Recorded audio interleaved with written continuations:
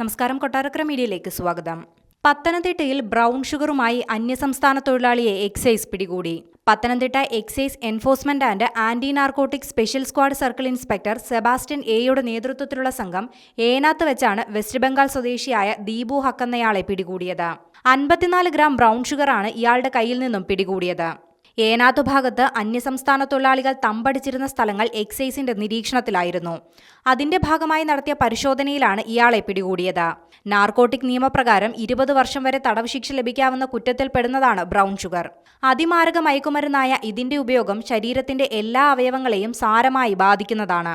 അന്യസംസ്ഥാന തൊഴിലാളികൾ താമസിക്കുന്ന ഇടങ്ങൾ കേന്ദ്രീകരിച്ച് കൂടുതൽ പരിശോധന ഉണ്ടാകുമെന്ന് deputy excise commissioner Robert V അറിയിച്ചു. കേസിനെപ്പറ്റി കൂടുതൽ അന്വേഷണം നടത്തുമെന്ന് assistant excise commissioner Rajeev B നായറും അറിയിച്ചിട്ടുണ്ട്. മദ്യം, മയക്കുമരുന്ന് എന്നിവ സംബന്ധിച്ച പരാതികൾ സ്ക്രീനിൽ കാണുന്ന നമ്പറുകളിൽ വിളിച്ച് അറിയിക്കാവുന്നതാണ്.